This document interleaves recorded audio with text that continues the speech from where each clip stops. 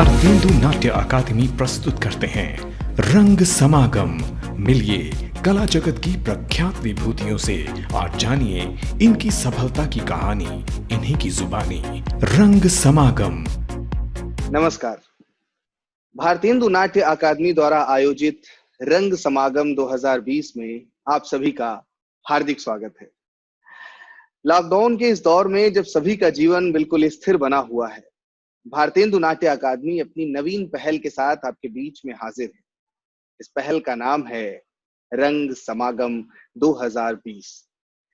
रंग समागम के माध्यम से हम वेबिनार के जरिए जुड़ रहे हैं कला जगत की उन विभूतियों से जिन्होंने अपनी कला साधना के माध्यम से एक विशेष पहचान बनाई है, एक विशेष मुकाम हासिल किया है। आज हमारे बीच में जो मेहमान हैं, उन्होंने भारत में कॉमर्शियल थिएटर को एक नई परिभाषा दी। वो जितने उम्दा निर्देशक हैं, उतने ही उम्दा लेखक भी। अपने थिएटर ग्रुप के माध्यम से भारत को कॉमर्शियल थिएटर की नित्य नवीन परिभाषा से परिचित करा रहे हैं। जी हाँ, मैं बात कर रहा हूं श्री अतुल सत्य कौशिक जी की। अतुल सत्य कौशिक जी आज हमारे बीच में है। सर, स्वागत है आपका भारतेंदु नाट्य अकादमी परिवार की तरफ से आयोजित रंग समागम 2020। बहुत बहुत धन्यवाद विजित जी, आपका बहुत बहुत धन्यवाद। बीएनए का बहुत बहुत धन्यवाद जो आपने मुझे ये मौका दिया कि मैं अपनी कुछ बातें आप लोगों के साथ साझा कर पाऊं। बहुत बहुत धन्यवाद सर। कैसे हैं सर आप? मैं सर उतना ही अच्छा हूं जितना इस समय में कोई भी हो सकता है। तो ना उससे कम अच्छा हूं ना उससे अधिक अच्छा हूं। मुंबई शहर में इस समय हूं और यहाँ हालात थोड़े चिंताजनक हैं, तो हम लोग घर में ही रहते हैं, घर से बाहर नहीं निकलते हैं। पर सारा काम, सारा ऑपरेशन, सारा मैनेजमेंट इस समय घर से ही चल रहा है सर। उम्मीद करते हैं सर लॉकडाउन के इस दौर में पूरे सपरिवार सुरक्षित हैं, आप स्वस्थ हैं पूरी तरह से? जी, मेरे माता पिता दिल्ली में हैं, वो भी सुरक्षित हैं। छोटा भाई अमेरिका में है, वो भी सुरक्षित है। तो हम सब अलग अलग हैं पर अपने अपने घरों में सब सुरक्षित हैं। ये ईश्वर की कृपा है। तो जी जी जी सर, बहुत कुछ जानना है आपसे, समझना है, और मैं ही नहीं, भारत का इस समय हर एक रंगकर्मी आपको बहुत करीबी तरीके से देख रहा है, समझ रहा है, जानने की कोशिश कर रहा है कि कैसे एक उम्दा नई परिभाषा गढ़ रहे हैं आप। Shri Ram college of commerce से आपने बीकॉम किया, चार्टर्ड अकाउंटेंसी की, एलएलबी किया, फिर अचानक थिएटर कैसे? अच्छा, ये अचानक नहीं हुआ। ये बहुत लोगों को लगता है, ये भ्रांति है कि थिएटर अचानक हुआ। ये सब तो बाद में हुआ। थिएटर तो इससे बहुत पहले से हो रहा था। मैं एक हिंदी मीडियम स्कूल से, मैंने हिंदी मीडियम स्कूल से 10वीं तक की पढ़ाई करी। तो उस समय हम लोग 15 अगस्त 26 जनवरी के फंक्शन पर जो भी मन में आता था कुछ करते जरूर थे। तो कुछ भी नहीं समझ में आता था तो उस समय बॉर्डर फिल्म आई थी, तो बॉर्डर फिल्म का सीन देखा टेलीविजन पर और उसी में कोई सुनील शेट्टी बन गया, कोई सनी देओल बन गया, कोई अक्षय खन्ना बन गया और वही सीन हमने रिक्रिएट कर दिया। करना कुछ ना कुछ करना जरूर होता था। तो 10th तक हमने इस तरह से उसको थिएटर भी कहना ठीक नहीं है, वो बस हम कुछ उछल कूद जो है अपने कॉलेज के स्टेज पे कर दिया करते थे। 10th के बाद जब मैं 11th 12th में आया, then I shifted to a convent school, जो कि एक इंग्लिश मीडियम स्कूल था और वहाँ अलग ही तरह के का एक कल्चर शॉक मैं बोलूंगा मुझे लगा, बिकॉज अलग जगह थी, अलग तरह के लोग थे और बहुत सारी एक्टिविटीज होती थी। और हम अपने जिस स्कूल से आए थे स्कूल में तो प्लेग्राउंड तक नहीं था, उसमें तो असेंबली प्रेयर भी क्लासरूम के अंदर ही हो जाती थी। तो इतना बड़ा स्कूल देखना, इतने बड़े स्कूल में एक्टिविटीज देखना, पर वहां पर जो है थिएटर की कोई एक्टिविटी नहीं होती थी। तो हम लोगों ने 2 4 5 लोग मिले और हम अपने प्रिंसिपल मैम से दरख्वास्त की कि भाई थिएटर भी होना चाहिए। तो हमारे स्कूल में क्या नियम था कि 1 साल एनुअल डे होगा, 1 साल स्पोर्ट डे होगा। तो अब मैं 2 साल के लिए हूँ वहां पर, खाली 11वीं और 12वीं के लिए। 1 साल स्पोर्ट डे में निकल जाएगा, तो इतने बड़े ऑडिटोरियम का हम इस्तेमाल कैसे करेंगे? तो मैम से रिक्वेस्ट करके बोला, मैम हमको आपसे कुछ नहीं चाहिए, हम शाम को 2 3 घंटे प्रैक्टिस किया करेंगे और 26 जनवरी को हम एक नाटक करना चाहते हैं। तो मैम ने बोला अगर आप जिम्मेदारी लेते हैं पूरी इसकी तो कीजिए। बहुत सपोर्टिव मैम थी। तो हमने 11वीं क्लास में वो नाटक तैयार किया, उसको दिखाया। उसके बाद 12वीं क्लास के एनुअल डे के लिए जो बड़े सिरी फोर्ट ऑडिटोरियम में हुआ था, उस एनुअल डे के लिए मैम ने अरे वाह, बाकायदा बुलाया कि अतुल क्या तुम इस कोई नाटक करना चाहोगे? मैंने बोला मैम आप बताइए किस पर करना चाहते हैं। हमारी मैम को गुरुकुल का कॉन्सेप्ट बहुत पसंद था, जो गुरुकुल शिक्षा पद्धति थी। तो मैम ने बोला गुरुकुल पर कोई नाटक लिखो और उसको मंचित करो।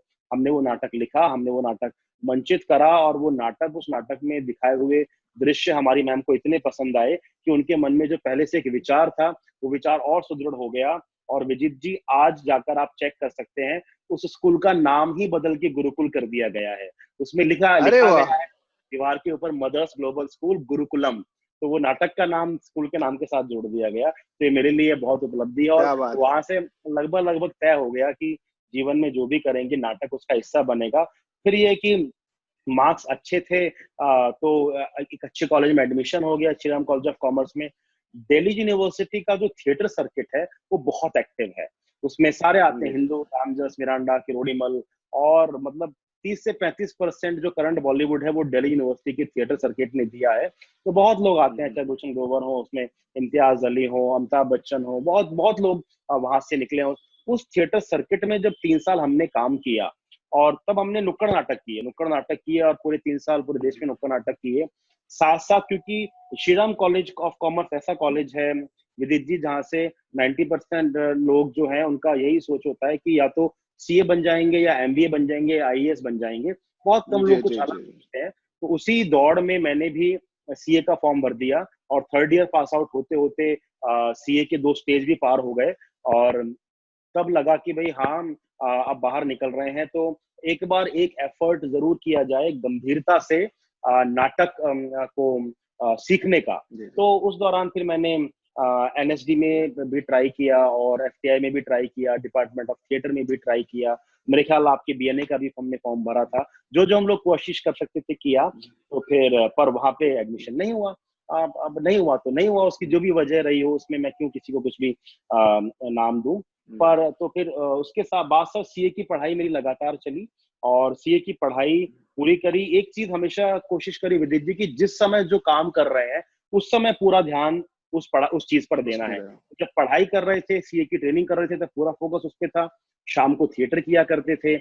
थिएटर में भी अब जब एनएसडी वगैरह में एडमिशन नहीं लिया, तो फिर क्या किया जाए, नाटक कैसे किया जाए। तो वो फिर हमने क्या किया, दिल्ली जैसे शहर में रहने का फायदा ये होता है कि आपको देखने के लिए बहुत कुछ मिल जाता है, देखने के लिए बहुत कुछ मिल जाता है।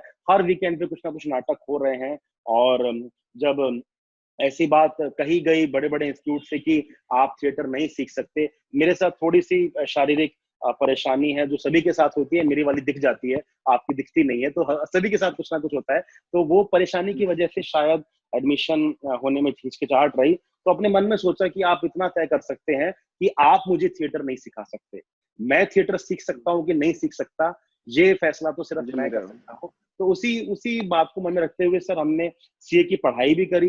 दिल्ली में होने वाला 4-5 साल के उस पीरियड में 2006 से लेके 2010 के बीच कोई भी नाटक नहीं छोड़ा, सब नाटक देख डाले। और वो नाटक देखने के पैसे भी नहीं होते थे, पर वो सारे ऑडिटोरियम के गार्ड हमको पहचान गए थे कि 4 पहिए के स्कूटर पे ही आएगा, तो इसके लिए एक सीट रखनी है, या नहीं भी रखनी तो एंट्री करा देते थे। तो सर इस तरह से बहुत नाटक देखे।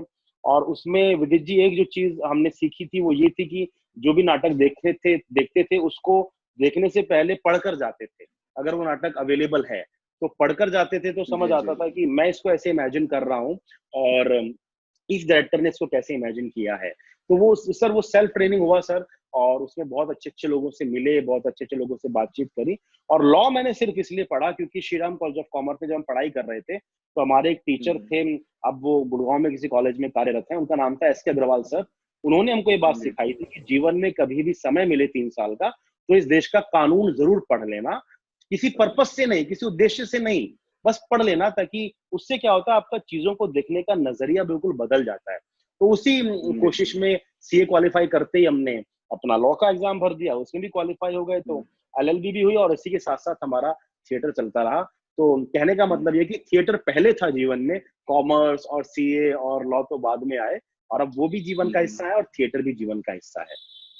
जी जी सर, जो भी कॉमर्स के स्टूडेंट्स हैं उनके लिए Shri Ram college of commerce एक मुकाम होता है, मतलब उनका सपना होता है कि काश वहाँ एडमिशन हो जाए। वहाँ आपने एडमिशन लिया, साथ ही साथ आप सीए भी कर रहे थे, 2 स्टेजेस आपने वहां से वो भी निकाल लिए। तो क्या उस दौरान भी जी। थिएटर की कुछ गतिविधियां चल रही थी श्रीराम कॉलेज ऑफ कॉमर्स में रहते हुए भी? हाँ, उसमें मैंने आप जैसा आपको बताया कि पूरे 3 साल हमने स्ट्रीट थिएटर किया और दबा के किया, लगातार किया। हालाँकि कॉलेज का थिएटर और कॉलेज के बाहर का थिएटर बहुत अलग होता है। कॉलेज में आपके सामने चुनौतियाँ ना के बराबर होती हैं। आपके पास रिहर्सल स्पेस की चिंता नहीं है, एक्टर्स की चिंता नहीं है, जी फंड जी की जी। चिंता नहीं है, कॉलेज आपको जितना भी हेल्प कर सकता है, करता है। कॉलेज के बाहर निकल के चुनौतियाँ बहुत बढ़ जाती हैं। पर हाँ, जो आपका सवाल था कि क्या 3 साल कॉलेज में थिएटर किया, बहुत थिएटर किया। अमूमन थर्ड ईयर के लोग थिएटर नहीं करते हैं, वो अपने करियर पे ज़्यादा ध्यान देते हैं। पर हमने थर्ड ईयर भी थिएटर किया और जो और कॉलेजेस के प्लेज़ आते थे उनको देखा, उनसे भी सीखा। प जो मंडी हाउस का जो प्रोफेशनल थिएटर था, उसका एक्सपोज़र उस समय तक बहुत ज़्यादा नहीं था। क्योंकि ईमानदारी से मैं बताऊँ, जब आप कॉलेज में होते हैं, आपको लगता है कि आप बहुत बड़े हीरो हैं और जो आप काम कर रहे हैं वही सबसे अच्छा काम है, इससे बाहर की दुनिया नहीं है। तो कॉलेज के 3 जी साल जी। में हमने थिएटर बहुत किया, पर हम कुएँ के मेंढक बने हुए थे कि जो ये हम कर रहे हैं वही थिएटर है। कोई ट्रेनिंग की रिक्वायरमेंट नहीं है, कोई नॉलेज की रिक्वायरमेंट नहीं है। जो इंस्टिंक्ट आ गया वो कर दिया, वही लिख दिया, वही एक्ट आउट कर दिया और थिएटर हो गया।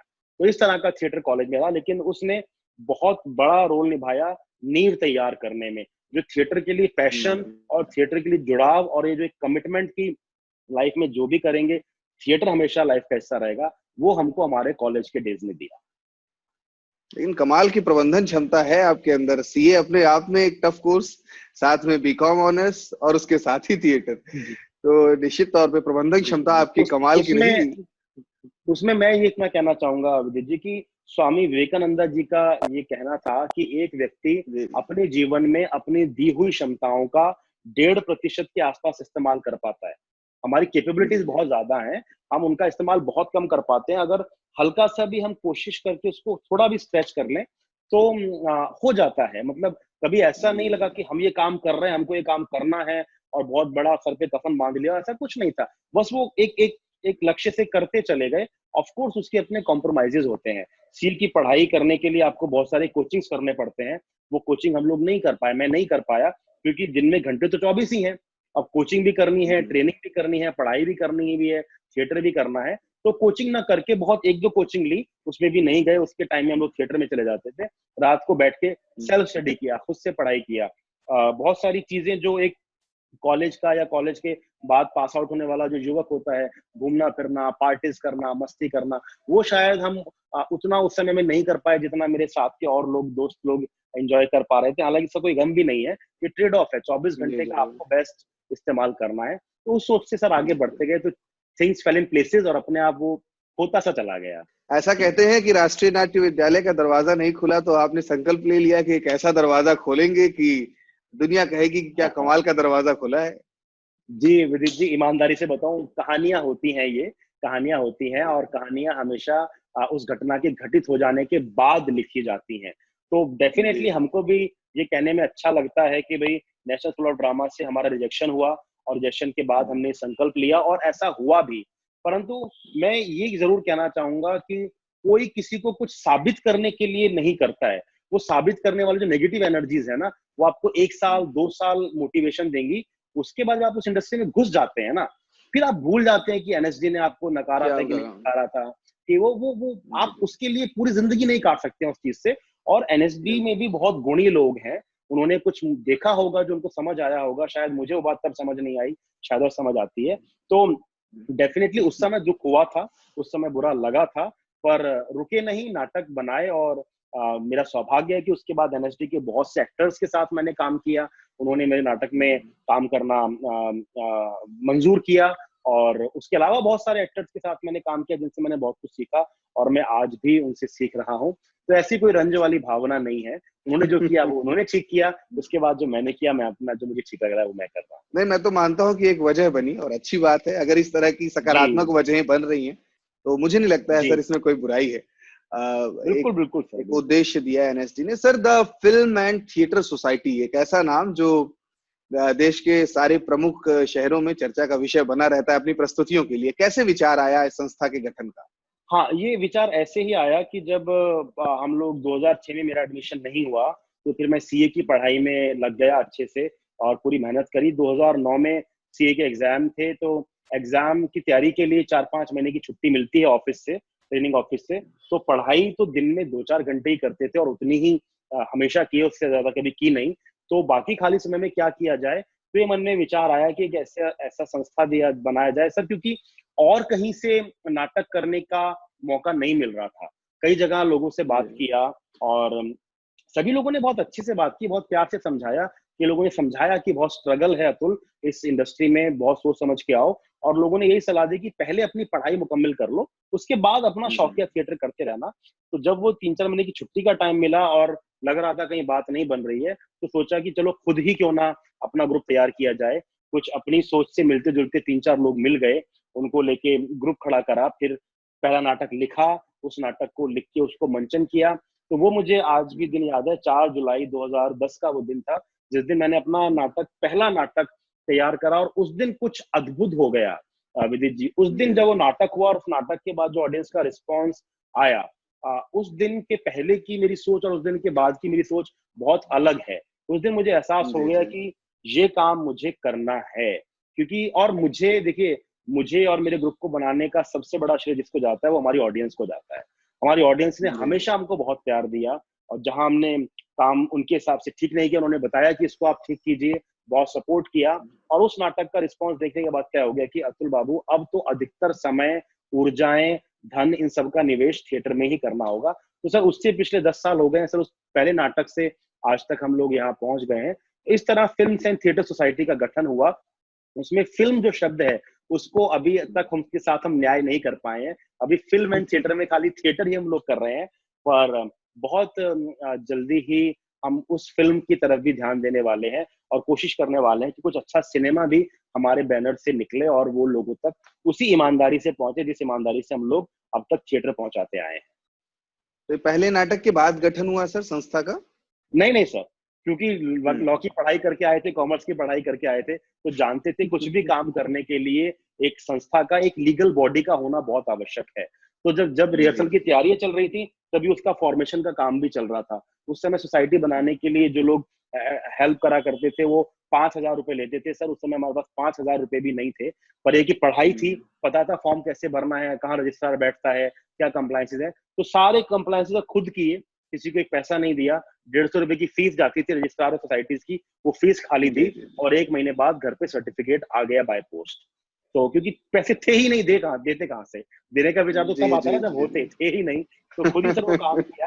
तो संस्था रजिस्टर 2009 के अंत तक आते आते हो गई थी, पर पहला नाटक हम जुलाई 2010 में कर पाए। पहले नाटक का अगर नाम बता सकें आप? पहले नाटक का नाम था सर कुबड़ और काकी। कुबड़ और काकी, ये 2 कहानियों का समन्वय था, अमेलगमेशन था। धर्मवीर भारती की कहानी है गुल की बन्नो, उसकी जो हीरोइन है, जो नायिका है, वो कुबड़ी है, उसकी कमर पे कुबड़ है, तो वहां से हमने कुबड़ लिया। और प्रेमचंद जी की कहानी है बूढ़ी काकी, वहां से बूढ़ी काकी। तो कुबड़ और काकी मिला के हमने वो नाटक किया। बाद में उस नाटक का हमने नाम बदल के कहानी तेरी मेरी करा, और उस नाटक के पिछले 10 साल में हमने बहुत मंचन किया, अब तो गिनती भी करनी छोड़ दी कि कितने हो गए। तो वो हमारा सर नाटक पहला था, ऑलियांस थिएटर में हमने किया था, जिसमें मात्र 112 कुर्सियां हैं। पर मुझे आज भी याद है, उस समय उस 112 कुर्सियों वाले हॉल में करीब 190 लोग मौजूद थे। कोई कहीं बैठा था, कोई कहीं बैठा था, कोई कहीं बैठा था। और इसकी वजह ये भी है कि सबका पहला प्ले था, तो सबके यार दोस्त, माता पिता सब जानना चाहते थे क्या कर रहे हो, क्या बना रहे हो। तो वो वहां से जो प्यार मिला सर, उसी प्यार की तलाश में आज तक हम लोग आगे बढ़ रहे हैं। सर कॉमर्शियल थिएटर पे आपने बहुत काम किया है, उस पर हम चर्चा करेंगे, लेकिन उसके पहले एक जो बहुत निर्णायक भूमिका आपने निभाई है वो लेखन के क्षेत्र में भी है। ऐसे दौर में जब हम आज के जो युवा निर्देशक हैं कुछ अलग लेकर के आना चाहते हैं, कुछ नई स्क्रिप्ट्स पे काम करना चाहते हैं, तो हमेशा ये कहीं ना कहीं रोना रहता है कि नई स्क्रिप्ट्स इस तरह से हमें मिल नहीं पा रही, हम कैसे लिखें, कैसे काम करें। तो लेकिन आपने जो मौलिक लेखन किया है और उसको जिस तरीके से मंच पे उतारा, वो पूरी तरह से चर्चा का विषय रहा है। सामान्य तौर पे जिसको हम माइथोलॉजिकल ड्रामा कहते हैं, लेकिन मैं पढ़ रहा था आपका इंटरव्यू, आप उसे स्पिरिचुअल हिस्ट्री ऑफ इंडिया कहते हैं। आपके 4 नाटक ऐसे रहे विशेष रूप से जिनका जिक्र हर जगह हर मुकाम पे आता है: चक्रव्यूह, रावण की Ramayan, the legend of Ram और द्रौपदी। इन चारों नाटकों ने एक अलग परिभाषा दी है वर्तमान रंगमंच को, विशेष रूप से कॉमर्शियल थिएटर की अगर हम बात करें। तो ये इतना जुड़ाव क्यों हुआ स्पिरिचुअल हिस्ट्री ऑफ इंडिया की तरफ? हाँ सर, इसमें 2 बातें हैं। एक तो आपने लेखन के बारे में पूछा, मौलिक नाटक लिखने के बारे में पूछा, और स्पिरिचुअल हिस्ट्री ऑफ इंडिया के बारे में पूछा। सर पहली बात का तो उत्तर ये है कि जब मैं 2006 से 2010 के बीच का जो समय था, जब मैं थिएटर को देखकर सीख रहा था, तो जितने भी थिएटर की चर्चाएं परिचर्चाएं होती थी, सेमिनार्स होते थे, भारंगम में छोटे छोटे सेमिनार्स होते थे, उनको जाकर हम देखा करते थे, तो एक बात हमेशा सुनने को मिलती थी कि नए नाटक नहीं है, नए नाटक नहीं लिखे जा रहे हैं, और हम अभी भी वो 70 के दशक के जो नाटक, जो कि बहुत अच्छे नाटक हैं, वो मोहन राकेश के हों, बादल सरकार के हों, गिरीश कार्नाड के हों, भीष्म साहनी के, धर्मवीर भारती, हम सब ने पढ़े हैं, हम उनसे आगे नहीं बढ़ पा रहे थे, जबकि समय बहुत आगे निकल गया था। जबकि वो नाटक कालजयी नाटक हैं, जिनके मैंने नाम लिए, वो नाटक आप किसी भी युग में करें, आपको उतने ही वो तार्किक लगेंगे। और मेरे मन में खास कर सवाल आता था कि अगर नया नाटक कोई लिख भी देगा, तो क्या बड़े डायरेक्टर उस नाटक को करने की और खेलने की हिम्मत दिखाएंगे, और क्या उसको मौका मिलेगा? भाई आप ये बात कैसे जान सकते हैं कि नए नाटक लिखे नहीं जा रहे हैं, जब तक वो नाटक जिस कमरे में लिखे जा रहे हैं वही पड़े हुए हैं 10 साल से। जब तक वो नाटक मंच पर नहीं आएंगे, तो वो नाटक जनता तक कैसे पहुंचेगा? और विदित जी, हमारे पास क्या वजह है ये मानने की कि 1970 के बाद लेखकों लिखना बंद कर दिया? ऐसा क्या हो गया? मतलब समाज रुक गया, या समाज की गति रुक गई, या परेशानियां, कुंठाएं, पीड़ाएं, वेदनाएं कम हो गई? कुछ भी कम नहीं हुआ। तो नाटक लिखे जा रहे हैं, नाटक लिखे गए, आज भी लिखे जा रहे हैं, वो नाटक मंच तक नहीं पहुंच पा रहे। और भारतीय साहित्य का ये दुर्भाग्य कहें या एक अजीब विडंबना है कि नाटक को सर कभी भी साहित्य का हिस्सा नहीं बनाया गया। मतलब नाटक को लाइब्रेरी में रखकर सिर्फ पढ़ने के पॉइंट ऑफ व्यू से नाटक नहीं पढ़ाए जाते हैं, लिखाए जाते हैं। जैसे Shakespeare is a part of literature, Brecht is a part of literature and all those. तो इससे हुआ ये विदित जी कि नाटक लिखे गए, पर वो पढ़ने वाली ऑडियंस के पास नहीं पहुंचे, क्योंकि वो नाटक साहित्य का हिस्सा नहीं है, और देखने वाली ऑडियंस तक नहीं पहुंचे क्योंकि कोई निर्देशक उनको मौका नहीं दे रहा था। तो फिर मैंने खासकर से तय किया कि नाटक जो लिखेंगे वो मौलिक होगा, और कोई और मौका नहीं दे रहा तो अपने आप को मौका खुद देंगे। और अगर हम कोई लिखाई कहानी या नाटक को कर भी रहे हैं, उसकी एडेप्टेशन करेंगे, उसको एज इट इज नहीं करेंगे। तो जैसे जो नाटक पहला था, वो 2 कहानियों का अमेलगमेशन था हमारा, वो किसी और की कहानियां थी, प्रेमचंद और धर्मवीर भारती की। हमने बहुत एडेप्टेशन किए। हमने शेक्सपियर का मर्चेंट ऑफ वेनिस किया, हमने मंटो की काली शलवार किया, हमने जॉर्ज ऑरवेल का एनिमल फार्म किया। ये सब लिखे हुए उपन्यास या कहानियां थी, उनको हमने अडेप्ट किया। पर जो अडॉप्ट किया, मैं करीब 22-23 फुल लेंथ प्ले कर चुका हूँ, उसमें से 4-5 अडॉप्शन है, बाकी सारे जो हैं वो मौलिक नाटक हैं।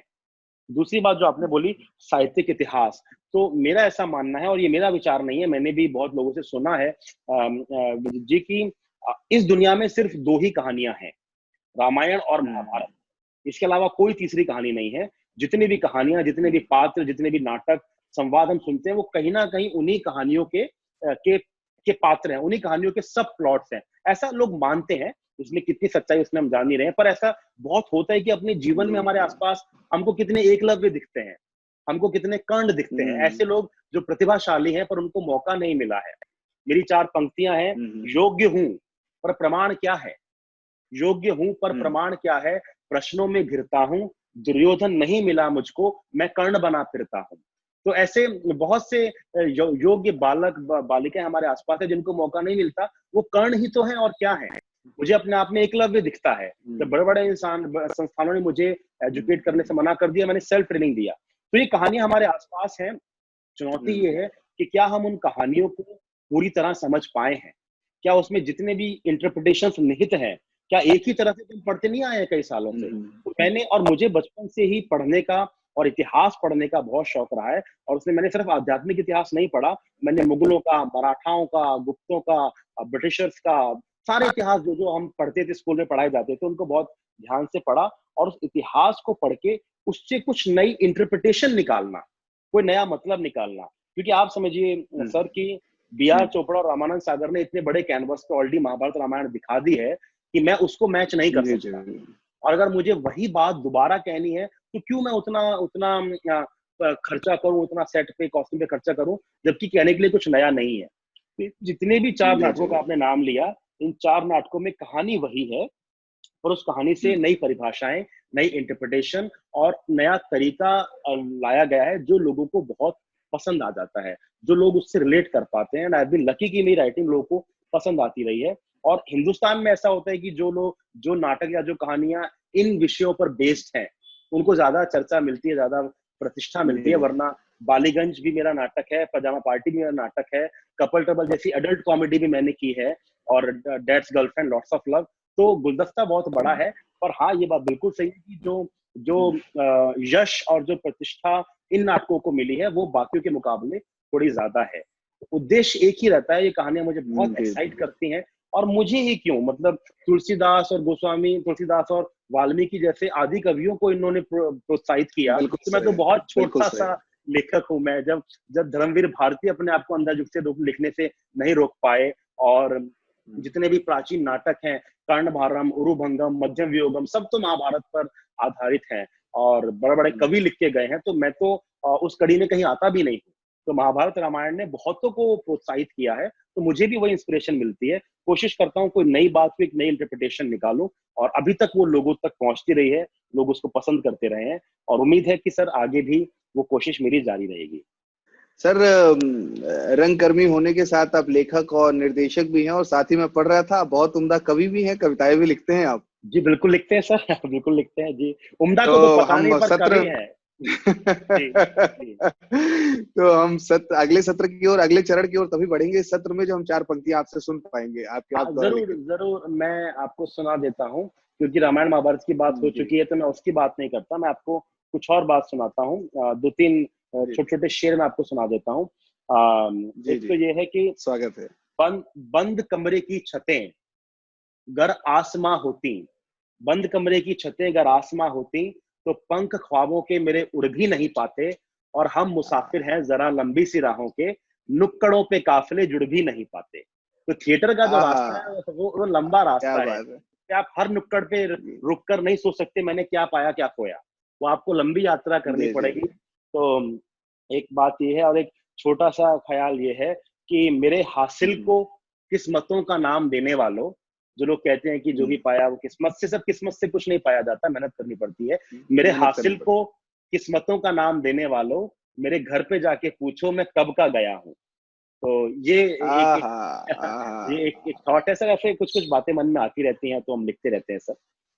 जी सर, ऐसे दौर में जब लोग रंगमंच से का प्रारंभिक अभ्यास करने के बाद सिनेमा की तरफ कूच कर देते हैं, एक स्वर्णिम भविष्य की ओर, ऐसे दौर में अतुल सत्य कौशिक जी ने पूरी सिनेमा को थिएटर की ओर मोड़ दिया। एक लंबी फहरिस्त है उन कलाकारों की जिनको आपने फिल्मों से नाटक की ओर मोड़ा है। अगर हम नाम ले तो नीतीश भारद्वाज जी, अरुण गोविल जी, अनूप सोनी जी, पुनीत इस्सार जी, काम्या पंजाबी, कविता कौशिक, हिमानी शिवपुरी, राकेश बेदी, किरण कुमार, कश्मीरा शाह, और न जाने कितने नाम जिनको आप सिनेमा से वापस थिएटर में लेकर के आए।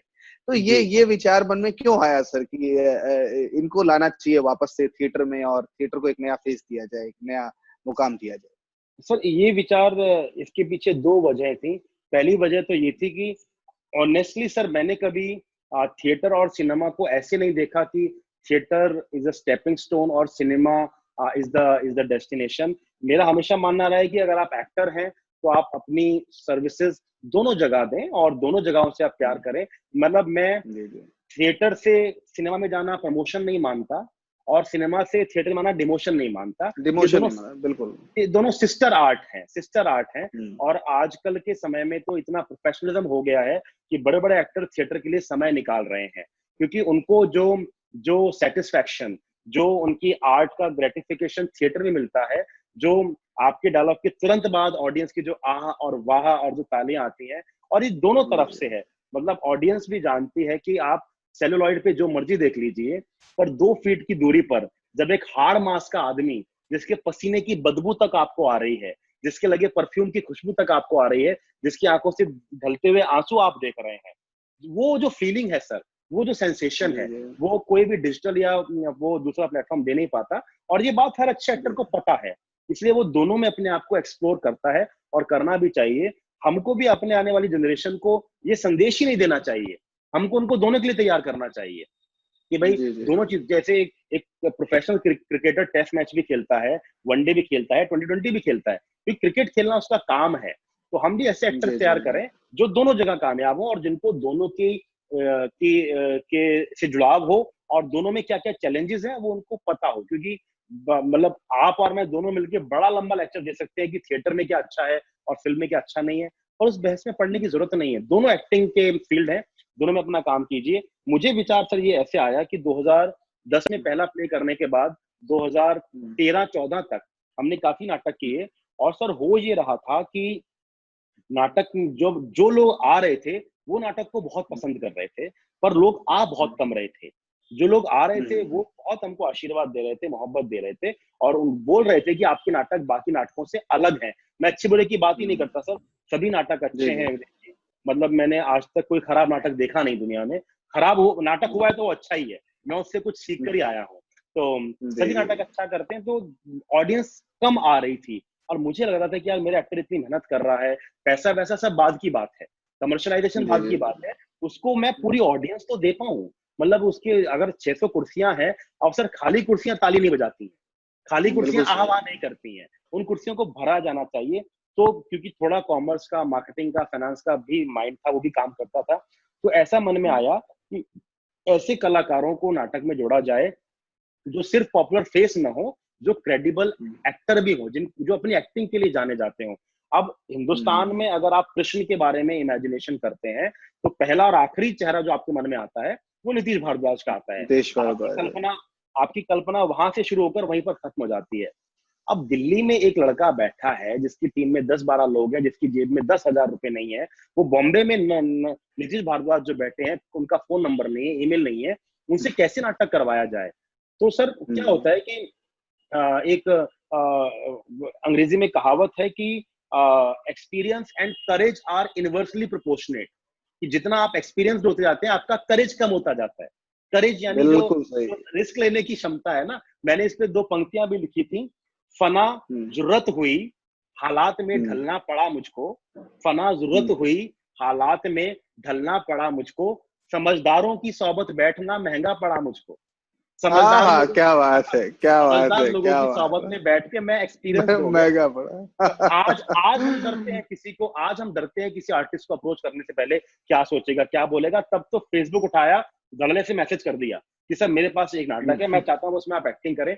6 महीना मैसेज किया, सर ने मैसेज पढ़ा, बाई चांस हम बॉम्बे गए थे शो करने, उन्होंने बुलाया मेरे को, नाटक सुना। नीतीश जी खुद बहुत ज्ञानी हैं, खुद बहुत पढ़े हुए हैं, पर उन्होंने तो महाभारत गीता बहुत पढ़ी है, उन्होंने अपने सुझाव दिए, उन सुझावों को इनकॉर्पोरेट किया। फिर एक राशि की बात हुई, धनराशि की बात हुई। अब वो बड़े आर्टिस्ट हैं और उनका हक बनता है, उनकी जिम्मेदारी है अच्छा मेहनताना मांगना। अब हमारे पास तो पैसे है नहीं, तो वो बातें में किसी तरह कन्विंस किया, कुछ हाथ जोड़े, कुछ रिक्वेस्ट करी, कुछ मनाया, कुछ फ्यूचर प्रोस्पेक्ट्स की बात करी। तो नीतीश जी ने स्वीकार कर लिया मेरे नाटक में परफॉर्म करना। और सर उस नाटक का लॉन्च लखनऊ से हुआ था, आपको जान के बहुत अरे वाह। मेरा पहला जो सेलिब्रिटी प्ले था जिसका नाम चक्रव्यूह था, जिसमें नीतीश भारद्वाज साहब, उसका पहला शो 19 या 20 जुलाई 2014 को संत गाड़गे ऑडिटोरियम लखनऊ में हुआ था। और सर मतलब वो दृश्य मैंने लौटकर कभी देखा नहीं, जो दृश्य हुआ था। मतलब लोगों के लिए नीतीश भारद्वाज का मंच पर आना एक घटना थी sir, it was an incident, जो घटा है, जो घटित हुआ है। मतलब लोग उनके लिए गिफ्ट तक लेकर आए थे, उनके लिए थाली। अरे क्या बात है, वो अलग बात है, हमने बोल दिया कि फ्लाइट में नीतीश जी तो कहाँ गिफ्ट लेके जाएंगे, आप हमको दे दीजिए। एक्चुअली हमने बदमाशियां बहुत करी है जी। तो विजित जी, जो बात मैं कहना चाह रहा था वो ये थी कि हमने इस बात का जरूर ध्यान रखा कि चक्रव्यूह नाटक में जैसे 16 लोग की कास्ट है, तो नीतीश भारद्वाज उसमें सिर्फ एक पात्र निभा रहे हैं, कृष्णा का। बाकी 15 एक्टर भी अपना क्राफ्ट लोगों तक पहुंचा पा रहे हैं। नीतीश भारद्वाज जी के नाम और उनकी कला के चलते मेरे सभागार में लोग आ रहे हैं सैकड़ों की संख्या में, और उस सब तक मेरे एक्टर का काम पहुंच रहा है। और उसमें हमने कभी ये नहीं करा कि एक एक्टर का काम या उसका पात्र या उसका संवाद हल्का कर दिया जाए ताकि सेलिब्रिटी को फुटेज मिल जाए, ऐसा कभी नहीं किया। चक्रव्यूह नाटक तो केंद्रित है अभिमन्यु के जीवन के ऊपर, उसमें अभिमन्यु का भी पात्र है, अर्जुन का भी है, दुर्योधन का भी है, उत्तरा का भी है। तो ये चीज हमारे लिए काम कर गई कि अच्छे नाम लाए, अच्छे एक्टर लाए, क्रेडिबल लोग आए जो अपने काम को उम्मीद से ज्यादा अच्छा करके दें। मतलब जितने भी एक्टर्स बॉलीवुड से हमारे प्ले में आए, वो इतने मेहनत करके आते थे, क्योंकि उन लोगों के लिए अक्सर ये पहला मौका होता था थिएटर करने का, तो वो डबल मेहनत करते थे। वो हमारे प्रोफेशनल एक्टर से ज्यादा अच्छा काम करके दे देते थे, और उनको भी एक दौड़ सी हो जाती थी कि मुझे भी अच्छा करके देना है। तो वही हुआ कि सर ऑडियंस भी आनी शुरू हो गई, ऑडियंस आनी शुरू हो गई, तो बॉक्स ऑफिस घूमना शुरू हो गया, उससे हमारे बाकी एक्टर्स का काम लोगों तक पहुंचा, पूरे देश भर में पहुंचा, और हम एक अच्छी रफ्तार से जो है नाटक हम लोग कर पाए, और लॉकडाउन होने के पहले तक कर रहे थे सब। कैसे संभालते हैं? उसमें विजीत जी, सबसे पहली बात जो मैं चाहूंगा कि हम सब मिलकर समझे, मुझे ये टर्म कमर्शियल थिएटर से थोड़ा परहेज होने लग गया है, क्योंकि जितना हम लोग आगे बढ़ रहे हैं, जितना थिएटर को समझ रहे हैं, हमको समझ ये आ रहा है कि सारा ही थिएटर कमर्शियल थिएटर है। भाई कौन सा ऐसा थिएटर है जहां में कॉमर्स इन्वॉल्व नहीं है? भाई आपको ऑडिटोरियम भी पैसा खर्च करके बुक कराना पड़ता है, आप एक्टर्स को भी थोड़ा बहुत जितना भी देना चाहते हैं वो देना होगा, सेट का, कॉस्ट्यूम का। तो हर थिएटर कमर्शियल थिएटर है। हम लोग गलती कहाँ कर देते हैं कि हम एक ब्रांड ऑफ थिएटर को दूसरे ब्रांड ऑफ थिएटर से कंफ्यूज करना शुरू कर देते हैं। क्योंकि मेरे लिए आपको जानकर हैरानी होगी कि मुझे कैरेक्टर्स के प्लेस देखकर थिएटर करने की इंस्पिरेशन मिली। उस तरह के प्लेस में आज तक नहीं कर पाया, उस तरह के प्लेस में आज तक नहीं कर रहा हूँ, क्योंकि मुझे बड़ी इनसिक्योरिटी होती है कोई एक्सपेरिमेंटल प्ले करते हुए। जबकि एक्सपेरिमेंटल प्ले मैं बहुत देखता हूँ, I am an ardent follower of experimental plays and all kind of theatre. आज भी जब भी मौका मिलता है हम जाके टिकट लेके चौथी पांचवी रो में चुपचाप बैठ जाता हूँ और नाटक देख के आता हूँ, क्योंकि मैं आज तक उससे सीख रहा हूँ। नए युवक जो नाटक कर रहे हैं, चाहे उनके नाटक में पैसा बिल्कुल नहीं है, बेसिक से सेट लगा रखा है, और क्या उनके थॉट्स हैं, क्या उनकी आर्ट है, तो और उनको भी जूझना पड़ रहा है थिएटर के रेंट से और बाकी सब चीजों से। तो हर थिएटर कमर्शियल थिएटर है। हर वो चीज जिसके लिए आपको पैसा खर्च करना पड़ रहा है वो कमर्शियल तो अपने आप हो ही गई ना। हमको सिर्फ ये, हमने जो एक चीज ये करी, हमने ये चीज ध्यान में लेके चले कि अगर इस नाटक में इतना खर्चा हो रहा है तो इतनी वापसी रिकवरी होनी भी बहुत जरूरी है, और मेरे से ज्यादा मेरी टीम के लिए जरूरी है। क्योंकि अगर मैं सारा पैसा एक ही नाटक में खर्च कर दिया, उसके बाद दूसरा नाटक करने के पैसे नहीं है, तो एक्टर्स कहाँ जाएंगे काम करने के लिए, जिन्होंने अपना सारा समय मुझे दिया है। तो वो सर थोड़ा हमने दिमाग लगाया कि किस तरह से ब्रांडिंग किया जाए, उसके लिए प्रोफेशनल्स के साथ काम किया। मैंने हमेशा माना है कि जिसका काम है उसे ही करना चाहिए। तो अच्छे ब्रांडिंग आर्टिस्ट हमने एंगेज किए, पीआर किया, अखबार में एडवर्टीजमेंट निकाले, और वो एक साइकिल चलनी शुरू हो गई। आज तक बचा कुछ है ये मैं कहना मुश्किल है। आज भी हमारे ऊपर बहुत उधारी होती है, बहुत से एक्टर्स के पैसे अभी भी हमको वापस करने हैं, मतलब जो पिछले कुछ महीने में शोज हुए हम नहीं पे कर पाए हैं। बट वो फिर हर एक बिजनेस में है, हर एक कमर्शियल एंगेजमेंट में होता है कि वो लूप है कि आप कहीं से पैसा आता है, कहीं आप खर्च करते हैं। तो मैं बिल्कुल ये नहीं कहूंगा कि हम लोग बहुत पैसे बना रहे हैं थिएटर से। थिएटर में स्ट्रगल उतना ही है जितना किसी को भी होता है, और वो हमेशा रहेगा, और वही आपको प्रेरित करता है। वो आपको लेड बैक होके बैठने नहीं देता, वो आपको आराम करने नहीं देता। तो जो, और मैं ये भी बिल्कुल नहीं कहूंगा कि जो मैंने किया वो एक आइडियल सिनेरियो है, ऐसा बिल्कुल भी नहीं है। आपका जो ब्रांड ऑफ थिएटर है, आप उसमें क्या बेस्ट कर सकते हैं। सबसे बड़ी बात कंटेंट की है सर। आपको, क्योंकि आप भी देखते होंगे बहुत बहस होती है, एनएसडी का क्या रोल है, उसका क्या रोल है, सरकार क्या कर रही है। कोई भी क्राफ्ट पर बात नहीं कर रहा है, कोई भी कंटेंट पर बात नहीं कर रहा है, कोई भी जो आउटपुट निकल के आ रहा है। मेरा ऐसा मानना है कि काम अगर पक्का है तो दुनिया के, हिंदुस्तान के किसी भी कोने से आप थिएटर शुरू कर सकते हैं और वो अपने पैरों पर खड़ा हो जाएगा। मैं बिल्कुल नहीं बोलता कि जो मैं कर रहा हूँ वो बेस्ट है सर, मैं भी अपनी कोशिश कर रहा हूँ, मेरे साथ और बहुत लोग कोशिश कर रहे हैं। दिल्ली थिएटर में, बॉम्बे थिएटर में बहुत लोगों का योगदान, और मैं तो सबसे सीख ही रहा हूँ। पर हाँ, एक मॉडल बन गया है कि उस भाई अगर साल के आपको 125-150 शो करने हैं तो वो कैसे होंगे, कौन सी टीम सारे सेट मैनेज करेगी, कौन सी टीम कॉस्ट्यूम मैनेज करेगी। सर अपने आप में बड़ा चैलेंज है ये, क्योंकि आप शुक्रवार को चेन्नई में शो कर रहे हैं, आपको संडे को हैदराबाद में शो करना है, एक ही सेट है। अब चेन्नई से हैदराबाद या दिल्ली से हैदराबाद आप 3 दिन में नहीं पहुंच सकते, तो पूरा सेट आपको फ्लाई करवाना पड़ता है। तो उन सब चीजों के तरीके निकाले गए हैं, और एक कंपनी की तरह, एक कॉर्पोरेट की तरह इस थिएटर को रन किया जा रहा है। पर कंटेंट से, क्राफ्ट से, परफॉर्मेंस से, उससे बिल्कुल कॉम्प्रोमाइज हम कोशिश करते हैं ना करें, क्योंकि काम अच्छा है तो सब कुछ अच्छा है। काम अच्छा नहीं है, आपका कंटेंट अच्छा नहीं है, आप जितना मर्जी बड़ा सेट लगा लीजिए, आप जितना बड़ा आर्टिस्ट ले आइए, आप जितना मर्जी महंगा कॉस्ट्यूम पहन लीजिए। आपने सर बड़े बड़े मैग्नम ओपस प्लेस को फ्लॉप होते हुए देखा है कि ऑडियंस ने सिरे से नकार दिया। तो ऑडियंस, आप सेट को कितना देर अप्रिशिएट कर लेंगे? 10 मिनट, 15 मिनट? 15 मिनट में आपने पूरा सेट देख लिया, फिर तो आपकी आंखें एक्टर पे आएंगी ना, वो क्या बोल रहा है, क्या कह रहा है। तो निश्चित तौर पर उसको तो कई बार लखनऊ के, कानपुर के, बिहार के, अपने चंडीगढ़ के यंग लोग के प्लेस देख के इंस्पिरेशन मिलती है कि मैं ऐसा काम क्यों नहीं कर पा रहा हूँ। अगर मैं इसी कंटेंट को, इसी परफॉर्मेंस स्टाइल को उठा के अपने स्केल पे ले आऊं तो वो क्या प्ले बन जाएगा। तो sir I am constantly learning. अगर मेरे काम को देख के किसी को प्रेरणा मिलती है तो मुझे बड़ी खुशी है उस बात की। पर मैं हमेशा कहूंगा कि सोच समझ के एक एक कदम उठाइए, रिस्क बहुत ज्यादा है, क्योंकि थिएटर सर बहुत गलीबल आर्ट है। कुछ भी होता है दुनिया में उसका फर्क थिएटर पे पड़ता है। नोटबंदी हुई, थिएटर पे फर्क पड़ गया, नाटक होने बंद हो गए कुछ समय के लिए। जीएसटी आया, फर्क पड़ गया। बॉम्बे में बारिश आती है सर, 4 महीने थिएटर नहीं हो पाता। अब क्या बोलते हैं, ये कोरोना आया, सब कुछ वापस खड़ा हो जाएगा, थिएटर को वापस खड़ा होने में 8 से 10 महीने लगेंगे। तो सोच समझ के आइए, लंबी यात्रा के लिए आइए। मेरा तरीका पसंद है, मुझसे कुछ सीखिए, मुझे कुछ सिखाइए। किसी और का तरीका पसंद है, उससे काम कीजिए, पर दृढ़ता के साथ, निश्चय के साथ काम कीजिए। ये आर्ट ऐसी है, समय मांगती है, कमिटमेंट मांगती है। सर बहुत सारे ट्रेन प्रोफेशनल्स हैं थिएटर के जो एकेडमी से प्रशिक्षण प्राप्त कर रहे हैं, वापस अपने शहर में जा करके सक्रिय रंग कर्म कर रहे हैं। लेकिन अब एक समस्या ये आती है सर कि जैसे आप कॉमर्स के स्टूडेंट थे, आप मैनेजमेंट सेंस भी आपका अच्छा था, आपने लॉ भी किया हुआ है। अब दिक्कत ये आ रही है सर कि एक रंगकर्मी तो रंगकर्मी है, प्रबंधन कौशल उसके अंदर इस तरह का नहीं है कि कैसे फाइनेंस कहाँ से कैसे मैनेज हो, पैसे कहाँ से आए। और छोटे शहरों में सबसे बड़ी समस्या ये है कि आपको अच्छे स्पॉन्सर्स भी नहीं मिल सकते हैं। शहर छोटा है, बहुत हुआ तो खाली इतने मिल गए कि ऑडिटोरियम का किराया किसी तरीके से आ गया या शो के खर्च निकल आए, इवन रिहर्सल का भी खर्च नहीं निकल पा रहा है।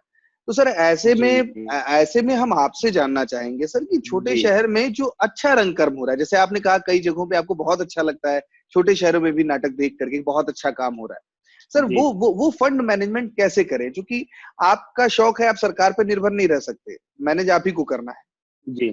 तो वो उनके लिए सर क्या सजेशन है सर जी आपका? जी सर, उसमें मैं 2 बातें कहना चाहूंगा। पहली बात तो कि इसका सबसे पहला जो करेक्शन करना पड़ेगा वो हमको एजुकेशन लेवल पे करना पड़ेगा। मेरी हमेशा ये बहस रही है, एनएसडी में जो भी पदाधिकारी रहे हैं, मैं उनसे हमेशा कहता आया हूं और भी कई मंचों पर कहा है कि आपका 3 साल का कोर्स है, उन 3 साल में अगर 6 महीने नहीं तो एटलीस्ट 3 महीने आप ऐसे जरूर निकालिए जब आप उसको ये भी सिखाएं how to run a theatre company, how to finance your play, how to market your play. मतलब आपके पास 3 साल बाद आपने एक ऐसा आर्टिस्ट खड़ा कर दिया है जिसको बाहर आके पता नहीं है मुझे करना क्या है।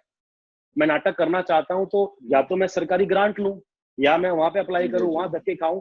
तो हमको अपने करिकुलम का, आप डीएनए में भी सर मैं चाहूंगा कि चाहे 2 हफ्ते की वर्कशॉप लगाई जाए, मैं मुफ्त में आके करूंगा, अपने खर्चे पे आऊंगा, पर मैं चाहता हूं लोग सीखें कि किस तरह से पॉसिबिलिटीज बनाई जाती हैं नाटक को फंड करने की, नाटक को अपनी इनकम का एक जरिया बनाने की। नाटक से कभी आप लखपति करोड़पति नहीं बन पाएंगे, इस बात को मान लीजिए, लेकिन एक सम्मानजनक जीवन, एक रेस्पेक्टेबल लिविंग, जिसमें एक अच्छा घर है, एक छोटी सी अच्छी गाड़ी है, बच्चों को अच्छी एजुकेशन आप दे पा रहे हैं। और नाटक वालों की उम्मीद भी अपने आप से उतनी होती है क्योंकि उनकी जरूरतें कम होती हैं। और तो पहली बात तो सर ये है जी कि उसको एजुकेशन में लाना पड़ेगा। आप एक्टर तैयार कर रहे हैं, आप डायरेक्टर तैयार कर रहे हैं, आप उसमें उसको ये भी स्किल सिखाइए कि कैसे उसको फंड अरेंज करना है और कैसे अपने प्ले को मार्केट करना है। जहां तक छोटे शहरों की बात है, तो छोटे शहरों वाले लोगों को मेरे को सबसे जो बड़ी सलाह मैं देना चाहूंगा, वो ये सलाह देना चाहूंगा कि जो अनुराग कश्यप भी बोलते हैं कि आपके पास क्या है, आप उससे स्टार्ट कीजिए। अगर आपके पास 10,000 रुपए हैं तो आप वो स्क्रिप्ट लिखिए जो 10,000 रुपए में बन जाए, आप वो फिल्म बनाइए जो 10,000 रुपए में बन जाए। बाहर क्या हो रहा है, मैं क्या कर रहा हूँ, उसको देख के एक लखनऊ कानपुर तो लड़का इंस्पायर हो रहा है, तो वो उसको बहुत समय लग जाएगा वहां तक आने में। जो मेरे साथ प्रेरोगेटिव्स हैं, दिल्ली में रहने का जो फायदा है, बॉम्बे में रहने का जो फायदा है, वो फायदा आपको लखनऊ कानपुर में नहीं मिलेगा। आप लोग जो भी ग्रुप चलाते हैं लखनऊ कानपुर चंडीगढ़ में, आप साथ बैठिए कि क्या हमारे पास क्या संसाधन है, चाहे वो संसाधन 100 रुपए ही निकल के आते हैं, वो संसाधन की कमी है ना। तो इसमें एक जो थ्योरम देना चाहूंगा, जो हम सीखते हैं अपने इतिहास से, जहां साधन नहीं होते वहां साधना काम आती है। तो हमको साधन नहीं, साधना पर फोकस करना पड़ेगा कि जो मेरे रिसोर्सेज अवेलेबल हैं उनमें मैं बेस्ट प्ले क्या बना सकता हूँ। जिस दिन आपको अपने काम पर कॉन्फिडेंस आ गया, उसका आप 10 रुपए का टिकट लगाइए, चाहे 15 रुपए का टिकट लगाइए, पर अपनी ऑडियंस को टिकट खरीदने की आदत डालिए। ये काम लोकल लेवल पे काम करने वाले थिएटर ग्रुप ही कर सकते हैं। हम लोग पूरा हिंदुस्तान घूमे, कानपुर जोधपुर जैसे शहरों में हम लोग गए हैं, वहां लोग हैरान होते हैं कि अरे टिकट लगेगा नाटक का। तो हम वहां के लोकल थिएटर वालों से बात करते हैं कि मेरे भाई चाहे 10 रुपए का टिकट लगाओ, जरूर लगाओ, और तैयार रहो कि 10 ही लोग आएंगे, 10 ही लोग आएंगे, पर वो 10 लोग आके जब आपके काम को देखकर जाएंगे और वो 10 लोग बाहर निकलेंगे। सर मैंने क्या बताया, हमारे पास स्टार्टिंग में ऑडियंस नहीं थी। हमने एफटीएस जो मेरा ग्रुप है, हमने एक बार में 40,000 लोगों के लिए भी प्ले किया हुआ है। बहुत बड़े ग्राउंड में हुआ था, स्क्रीन लगी थी और मेरे नाटक में सिर्फ 14 लोग बैठे हैं। हमने तभी परफॉर्म किया है, तभी परफॉर्म किया है। हमको लोकल लेवल पे देखना पड़ेगा कि क्या रिसोर्सेज हैं, उनमें क्या बेस्ट प्ले बन सकता है। और जब हम उसकी प्लानिंग कर रहे हैं तो मान के चलें कि 0 टिकट सेल होगी, 0 टिकट सेल होगी, तो हम कैसे मैनेज करेंगे। हालांकि सब बातें थियोरेटिकल हैं, जब हम केस टू केस बैठेंगे तो और हम डिटेल में बता सकते हैं कि आपके शहर में क्या अच्छा हो सकता है। हमको वर्स्ट केस सिनेरियो लेके नाटक खड़ा करना है कि बिल्कुल भी टिकट सेल नहीं हुआ तो कैसे होगा। उसके बाद क्या होता है सर कि अगर आपके नाटक में दम है तो हर शहर में कुछ ऐसे लोग जरूर आपको मिल जाते हैं जो आप लोगों के काम को सपोर्ट करने के लिए आगे आएंगे। हमको उनको कॉन्फिडेंस से अप्रोच करना होता है कि सर आप नाटक देख लीजिए, नाटक देखने के बाद आपको जो ठीक लगे आप दे दीजिएगा। जो हमारा स्पॉन्सर है, हम आपका लोगो लगा देते हैं। हमने ऐसा बहुत किया है सर, जी बहुत किया। जब कोई हम पे ट्रस्ट नहीं करता था कि सर आप लोगो लगाने की परमिशन दे दो, लोगो लगाने दो, नाटक देख लो, उसके बाद फिर आप आके आपको लगता है कि हमको फंड करना चाहिए तो आप हमको फंड कीजिए। उसके अलावा एक और बहुत अच्छा मॉडल है जो हमको जो समझना चाहिए, जो बहुत शहरों में, आजमगढ़ वगैरह जैसे शहरों में बहुत हो रहा है कि एक 15-20 ऐसे पेट्रन्स ऑफ आर्ट का ग्रुप बनाइए, 15-20 लोग हों जो आपको एनुअल सब्सक्रिप्शन दें। माने 5,000 रुपए साल के दे रहे हैं, चाहे 6,000 दे रहे हैं, छोटा अमाउंट रखें, उससे आपके 5 साल के शुरू में एक मुश्त राशि आ गई, एक लमसम अमाउंट आ गया, उससे 2 या 3 नाटक बनाइए और उन लोगों को बुलाकर सम्मान दीजिए, उनका धन्यवाद बोले कि इनकी वजह से मैं नाटक कर पाए। और वो लोग आएंगे भी नहीं, अगर वो अच्छे लोग हैं वो बोलेंगे नहीं भाई मैं पीछे बैठूंगा, मैं तो आपकी टीम का हिस्सा हूं। और उस नाटक को और जनता को दिखाइए, उन जनता को टिकट खरीदने की आदत डालिए। ये एक बार तो शिवजी बन के जहर का प्याला पीना पड़ेगा, और ये बहुत लोगों ने किया है। चंडीगढ़ जैसे शहरों में, आगरा में, कानपुर में लोगों ने किया है कि आज से हमारा नाटक टिकट पे ही देखा जाएगा। पहले 10 आएंगे, फिर 20 आएंगे, फिर 30 आएंगे। हालांकि मैं फिर बोल रहा हूँ, ये ज्ञान बड़ा थियोरेटिकल लगता है सुनने में, हर शहर की अपनी समस्याएं हैं, मगर जो चीज और जगहों पे कामयाब हुई है वो आपके यहाँ भी कामयाब हो सकती है। थोड़ा सा हिम्मत दिखानी पड़ेगी और अपने काम को ऊपर लाना पड़ेगा। काम अच्छा है तो छोटे शहरों से बड़े बड़े आर्टिस्ट निकल के आते हैं सर।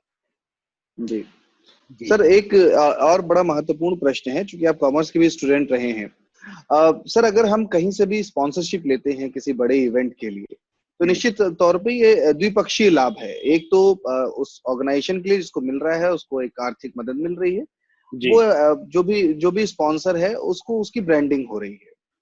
लेकिन सर अब एक प्रश्न यहाँ पे ये भी आता है सर कि अगर कोई भी ब्रांडिंग, कोई भी कंपनी है तो वो इसलिए भी थोड़ा पीछे जाती है, कोई स्पॉन्सर है थोड़ा इसलिए पीछे जाता है कि यहाँ पे जो दर्शक संख्या है वो थोड़ी सीमित है।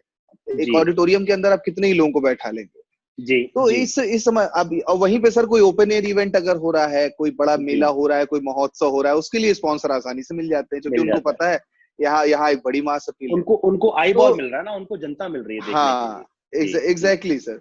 तो इसमें क्या होता है कि इस वजह से भी हमारा कंटेंट भी अच्छा है, सब कुछ अच्छा है, लेकिन स्पॉन्सर इसलिए पीछे पैर खींच लेता है कि भाई हमारे पास लोग नहीं है, आपके पास लोग नहीं है। मेरी उसमें उसके लिए मेरे पास आपके लिए 2 सलाहें हैं।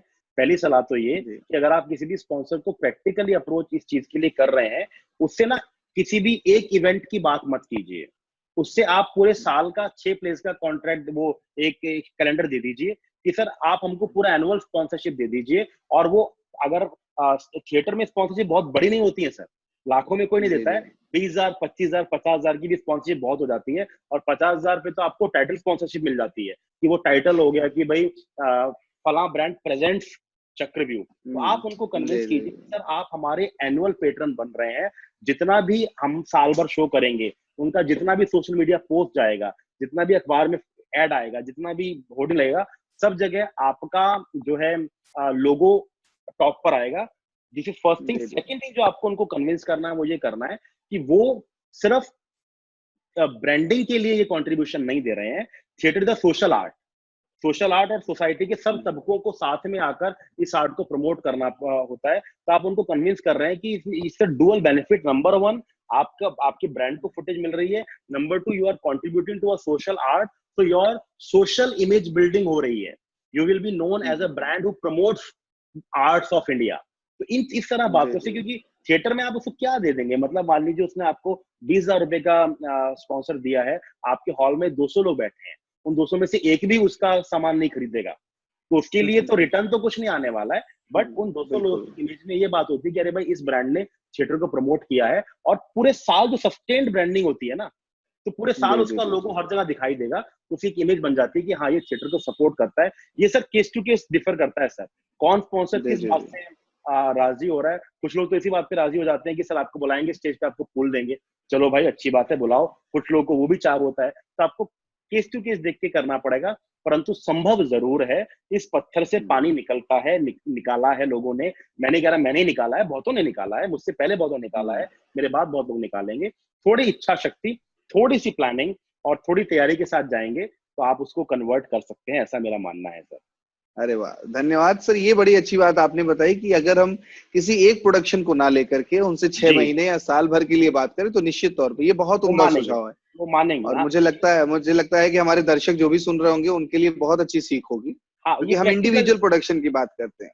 ये वो प्रैक्टिकल टिप्स हैं सर जो आप काम करके सीख जाते हैं, कोई भी बड़ी कंपनी आपको आधे घंटे का टाइम दे रही है मीटिंग का, और आप क्या बात कर रहे हैं कि सर अगले संडे एक शो है उसमें 200 लोग आएंगे, उसको भी अच्छा लगेगा कि सर इस साल में मेरे 12 शो हैं, हर साल हर शो में आपको ब्रांडिंग मिलेगा, हर शो में आपकी सीट्स फिक्स रहेंगी, हर शो में आपके गेस्ट आएंगे, तो वो थोड़ा ज्यादा इंटरेस्ट दिखाता है।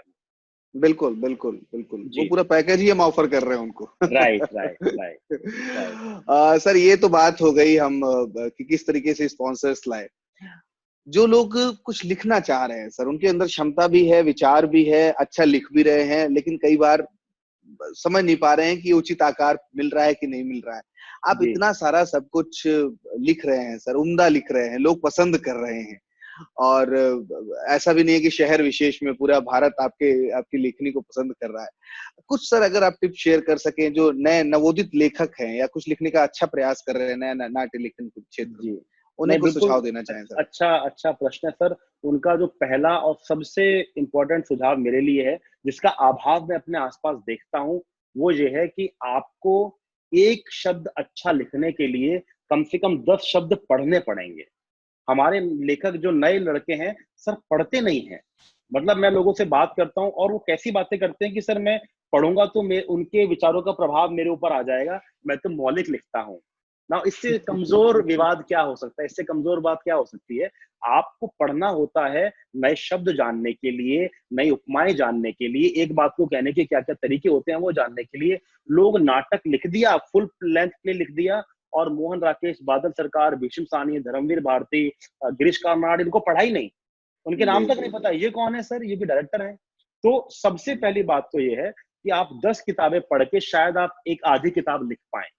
पढ़ना बहुत जरूरी है विजित जी। हमने जीवन में पढ़ाई कभी नहीं छोड़ी, आज भी पढ़ते हैं, कोशिश करते हैं अभी भी 1 महीने में कम से कम 2 किताबें फिनिश कर दें। कई बार हो पाती है, कई बार नहीं हो पाती। तो सबसे पहला सुझाव तो ये है, पढ़ें, जितना पढ़ सकते हैं पढ़ें, उससे ज्यादा पढ़ें।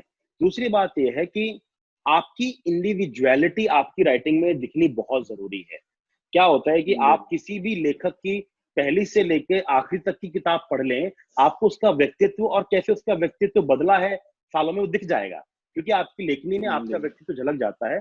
तो अपने आप को जरूर जानिए, किसी को कॉपी मत कीजिए। आजकल सर कॉपी बहुत हो जाता है सर, और इतने तरीके से कॉपी हो जाता है कि जो मौलिक लिखा था वो तो पीछे हो जाता है और जो कॉपी करने वाले तो वो आगे आ जाते हैं। ऐसा भी सर बहुत होता है, तो उनसे भी बच के रहना होता है। तो अपना जो मौलिक काम है, आपकी जो पर्सनैलिटी है, उसको आगे आने दीजिए, उससे मत घबराइए।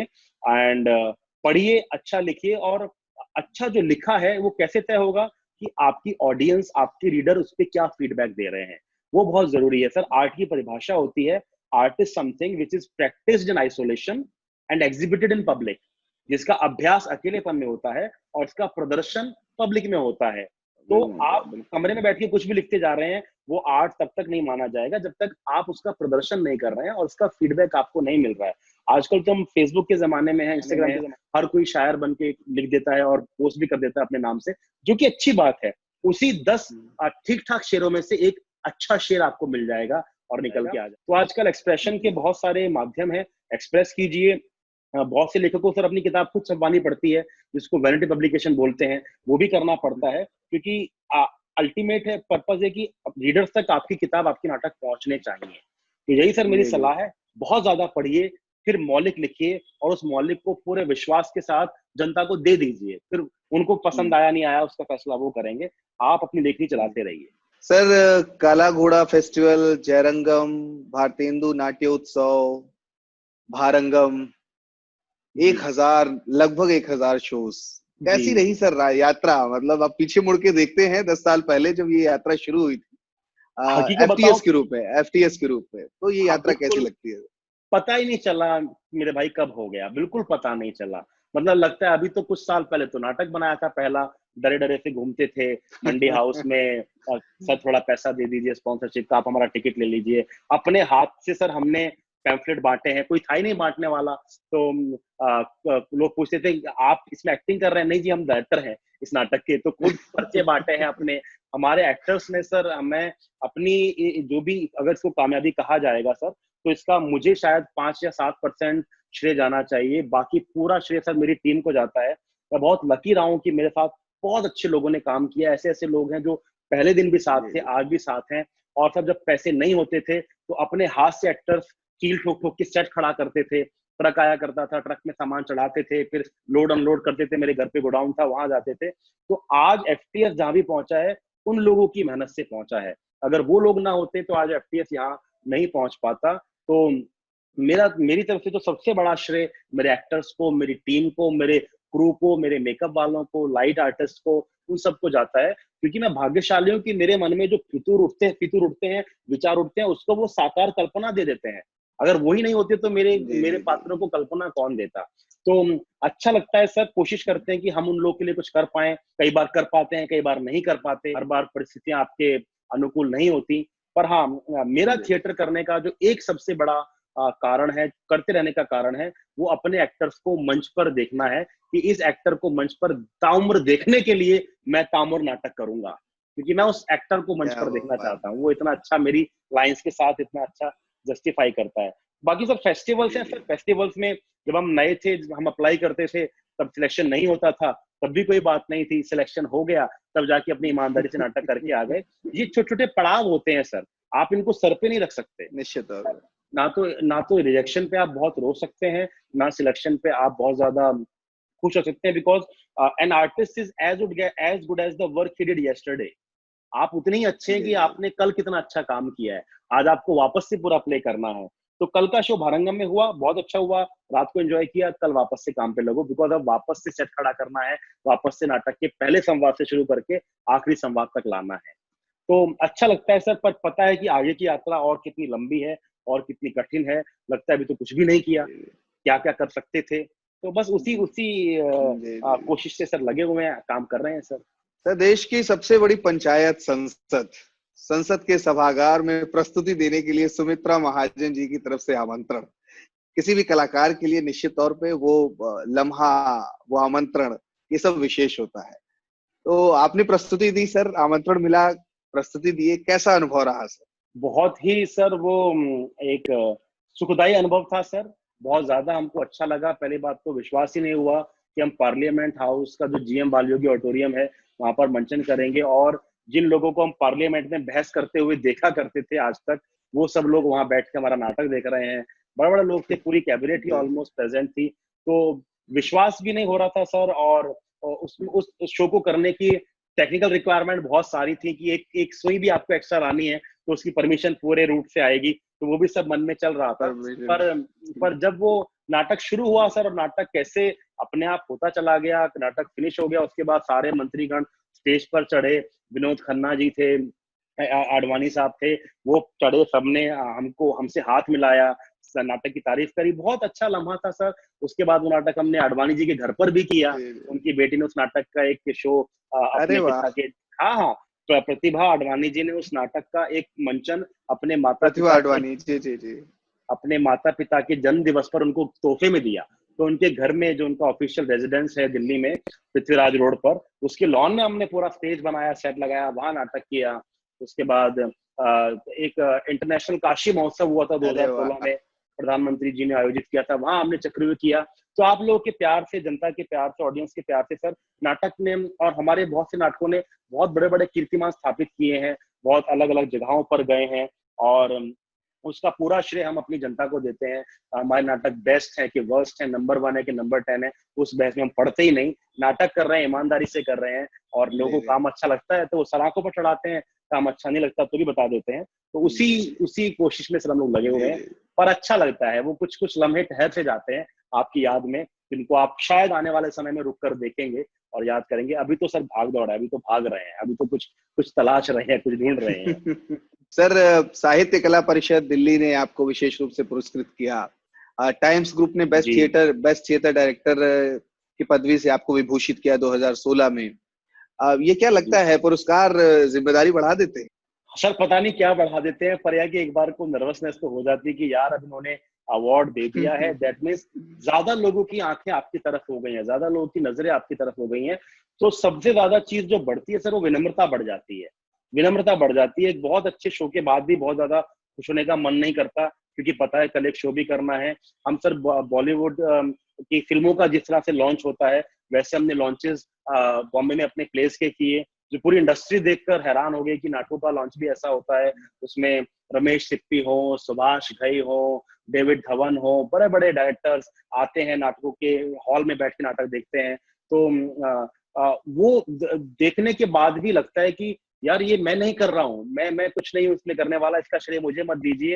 ये ऊपर से एक आइडिया आया, आमद हुई, मेरी टीम ने मेहनत कर ली, तो बड़ा एक घबराहट सी भी होती है कि मुझे इस चीज का क्रेडिट मत दीजिए, क्योंकि मुझको लगता है कि मैं तो कुछ कर ही नहीं रहा हूँ, चीजें अपने आप होती जा रही हैं। तो वही है कि सर एक धुन बांध के हम लोग लगे हुए हैं, उसमें कुछ बहुत अच्छी चीजें हो रही हैं, कुछ ऐसी चीजें हैं जो हमसे करवाई गई ईश्वर के द्वारा, जिन्होंने नए रास्ते खोले लोगों के लिए, और नहीं भी खोले तो भी हम तो सर कोशिश कर ही रहे हैं। तो अच्छा लगता है सर ये सारे अवार्ड, ये कहीं ना कहीं आपके काम को वैलिडेट करते हुए चलते हैं कि हाँ ठीक कर रहे हैं, पर अभी और भी करना बाकी है, अपनी मेहनत में कमी मत छोड़िए। तो इतना ही गंभीरता से लेते हैं सर इसको। अवार्ड्स के लिए कोई काम नहीं करता, पर अवार्ड्स आते रहते हैं तो अच्छा लगता है। सबसे बड़ा अवार्ड आपकी ऑडियंस का एप्रिसिएशन है, और आपकी ऑडियंस को आपका काम पसंद आता रहे, ये सबसे बड़ी चीज है। सर आखिरी चरण की ओर बढ़ रहे हैं इस कार्यक्रम के। भारतीय हिंदू नाट्य अकादमी की जो पहल है रंग समागम, हम कोशिश कर रहे हैं इसमें कला जगत की जो विभूतियां हैं उनसे जुड़ने के, उनके विचार जानने की, उनकी जो प्रक्रिया रही है अब तक की उसको जानने की। इस पहल के बारे में सर आपका विचार? उसमें विजित जी, मैं तो इस पहल को एक महायज्ञ का नाम दूंगा कि आप लोगों ने एक महायज्ञ का बेड़ा उठाया है, और मैं पूरी कामना करता हूं कि भरत मुनि और महादेव आपके इस महायज्ञ को सफल बनाए। हम तो खाली इसमें एक दिन आके आहुति दे रहे हैं, हमसे बहुत अच्छे गुणी लोग बाकी 29 दिन भी आ रहे हैं, आप लोग की पूरी टीम लगी हुई है, और इस महायज्ञ की जो जो जो महक है, जो खुशबू है, इसका जो ज्ञान स्रोत फूटा है, वो पूरे देश में फैलेगा। और दूर दराज में, मतलब एक नॉर्थ ईस्ट में बैठा हुआ बच्चा, एक तमिलनाडु में बैठा हुआ बच्चा, एक बेगूसराय में बैठा हुआ बच्चा, जो शायद उन सब गुणी लोगों से जो मेरे अलावा आ रहे हैं वैसे नहीं मिल पाता, पर उनकी बात वो सुन पा रहा है। और ये भी देखिए, लॉकडाउन को आपने एक नेगेटिव को पॉजिटिव में कन्वर्ट कर दिया। आप शायद एक फिजिकल फेस्टिवल 30 दिन का ऐसा ना कर पाते, जो 30 लोग आते और उनको अपना अपना दिन मिलता। तो आप लोगों के इस काम के लिए सर मेरा सैल्यूट है, और बहुत प्रेरित करता है ये काम की चलिए कोई एक संस्था है देश के किसी कोने में बैठी है, जो पूरे देश के थिएटर को एक छत्र के नीचे लेके आ रही है और नए आयाम गढ़ रही है। और उसका सबसे जो अच्छी चीज है कि इसका फायदा लोगों को, दर्शकों को, नाटक करने वालों को बहुत होने वाला है। मतलब आप और हमने तो बात की, हमने तो वो आनंद लिया ही, इस बात को सुन के औरों को जो थोड़ी बहुत भी सीख मिल जाए, वो सर प्रेशियस है। मतलब उसका कोई मूल्य नहीं है, उसका कोई कीमत नहीं है। तो बहुत अच्छा आप लोग काम कर रहे हैं, बहुत बड़ा महायज्ञ आप लोग कर रहे हैं। मेरी कामना है कि ऐसे इसका सिलसिला चलता रहे, और आपका ये संदेश, ये मैसेज, ये ज्ञान की बातें दूर दराज देश और देश के बाहर तक पहुंचे, ऐसी मैं शुभकामनाएं देता हूँ सर। भारतीय हिंदू नाट्य अकादमी की इस पहल को सराहने के लिए और हमारे आमंत्रण को स्वीकार करने के लिए, इस कार्यक्रम में अपनी अब तक की यात्रा को साझा करने के लिए बहुत बहुत धन्यवाद सर। आप सपरिवार स्वस्थ रहिए, और रंगमंच की जो आप सेवा कर रहे हैं वो यूं ही करते रहिए। हम पूर्णतः आश्वस्त हैं कि आपके जो विचार हैं वो भारत के अलग अलग कोने में बैठे हुए जो लोग हैं वो उससे बहुत ज्यादा लाभान्वित होने वाले हैं, और निश्चित तौर पे रंगमंच को एक नई दिशा मिलेगी। आपका विचार आया, कार्यक्रम को आपने सफलता की श्रेणी में ला खड़ा किया, उसके लिए बहुत बहुत धन्यवाद। बहुत बहुत धन्यवाद। मैं अपने जीवन में डीएनए के लिए किसी भी प्रकार से अगर लाभकारी साबित हो पाऊं तो मैं हमेशा आप ही की टीम का एक हिस्सा बन के आपको अपने पीछे खड़ा हुआ मिलूंगा। ये आश्वासन मैं आज आपको देना चाहता हूँ। Thank you so much sir, thank you so much. Thank you.